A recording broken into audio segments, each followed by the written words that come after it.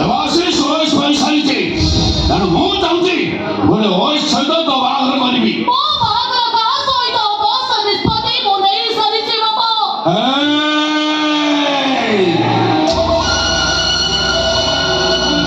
ତୁ ଭୁଲି ଯାଉଛୁ ମୁଁ ମେଘନାଥ ମାଉଣ୍ଟେନ୍। ଏ ସହରରେ 5 ଜଣ ପ୍ରତିଷ୍ଠା ବ୍ୟକ୍ତି ଭିତରେ ସବୁଠୁ ମୁଁ ଆଗରେ।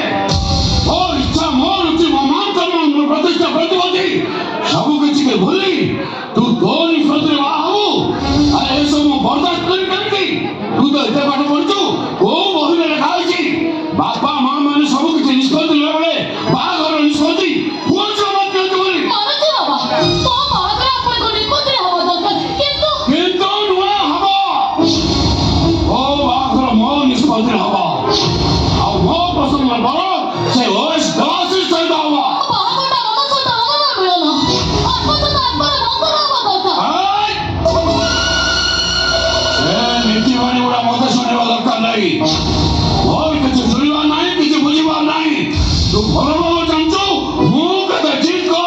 ଆପଣଙ୍କର ଚାହୁଁଛନ୍ତି ଆପଣଙ୍କ ଜିଦ୍ ପାଇଁ ଆପଣଙ୍କ ଭାରତୀୟ ଜୀବନ ବର୍ବାଦ ହେଇଯାଉ। ଆରେ ବର୍ବାଦ କାହିଁକି ହବ? ତୁ ଯାହାକୁ ବାହା ହବୁ ସେ ଗୋଟେ ଓଏସ୍ ଅଫିସର। ତାଙ୍କର ତା ବିଷୟରେ ମୁଁ ଯେତିକି ଜାଣିଛି ଏ ଦୁନିଆରେ ତା ଭଳି ପିଲା ମିଳିବ ବହୁତ କମ୍। ଦାଦା ବାହାରେ ବି ତୁମକୁ ସୁନ୍ଦର ଦେଖାଯାଏ ବାବା, ଏବେ ଅଞ୍ଚଳରେ ବି ସୁନା ପରି ଲାଗେ।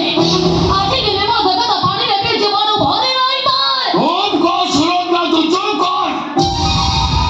ମୁଁ କେବଳ ଏତିକି ଜାଣିବାକୁ ଚାହେଁ ତୁ ଯାହାକୁ ବାହା ହବାକୁ ନିଷ୍ପତ୍ତି ନେଇଛୁ ସେ କ'ଣ ଗୋଟେ ଓଏସ୍, IPS, ଡକ୍ଟର ନା ଇଞ୍ଜିନିୟର? କିଛି ନୁହେଁ, ସତ କହିବାକୁ ଗଲେ ସେ ଜଣେ ବେକାର। ଗୋଟେ ବେକାର ସହିତ ମୁଁ ତତେ ବାହା ଦେଇପାରିବିନି। ଆରେ ଭଲରେ ଖଣ୍ଡେ ଖାଇପାରିବୁନି, ଭଲରେ ଖଣ୍ଡେ ପିନ୍ଧି ପାରିବୁନି। ତଥାପି ମୁଁ ସେଠି ବହୁତ ଖୁସିରେ ରହିବି। ତାଙ୍କର ସେ ଛୋଟ ଘରେ ଶାଗ ପକାଉ ଯାଇ ମୋ ଅନାଥରେ ମୋ ଜୀବନ କଟେଇବି। ପାଗଳାମି ବନ୍ଦ କର ସେ ପାଗଳାମି। ମୋ ନିଷ୍ପତ୍ତି ମୁଁ ତତେ ଶୁଣେଇ ସାରିଛି। ତୋ ବାହାଘର ଆସନ୍ତାକାଲି ହବ, ଆଉ ସେ ଓଏସ୍ ଦେବାଶିଷ ସହିତ ହବ। ଦେବାଶିଷ ସହିତ ମୋ ବାହାଘର ହେଇପାରିବନି ବାବା। ହବ ଯଦି ମୋ ଡେଡ୍ ବଡି ସହିତ।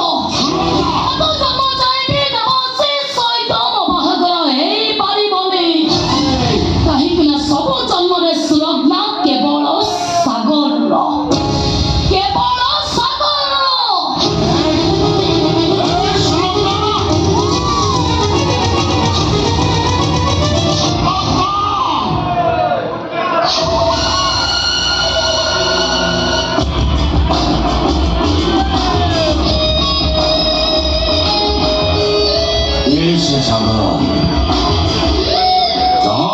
ସୁଲଗ୍ନର ମୁଣ୍ଡ ଆଜି ଖରାପ।